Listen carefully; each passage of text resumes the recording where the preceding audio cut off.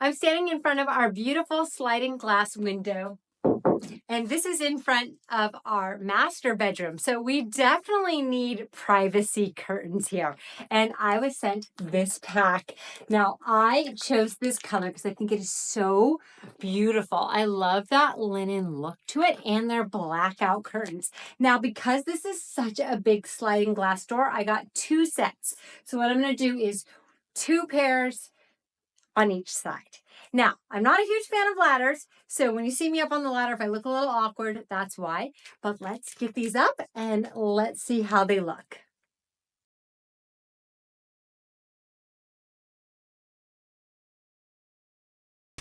As I hung this up, I noticed, like anything that comes out of a package, there's quite a few wrinkles, and you do have a couple options there. You could steam it, you can iron it, or I just tried throwing it on tumble dry low with a few ice cubes for 20 minutes.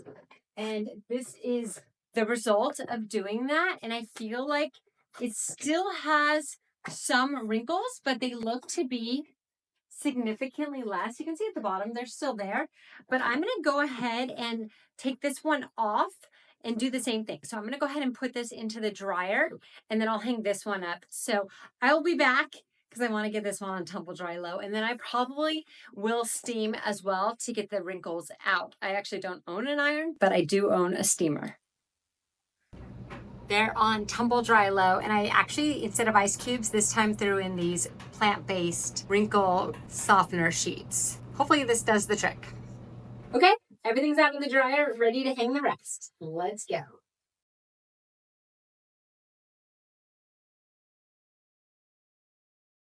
And done. Now, for reference, this is the 96-inch length, so everything is good there. And then this is 2 sets of the 52-inch wide, because we were just like a couple inches too short to have 1 set. So this is doubled up.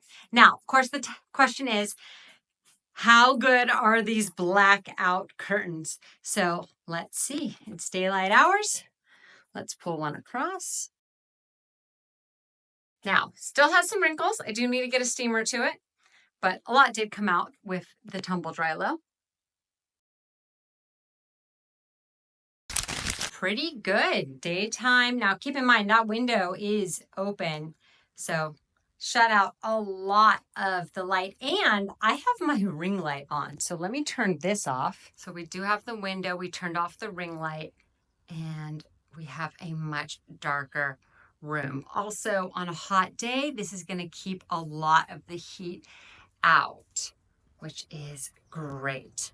So the difference, open versus closed, it lets a lot of light in.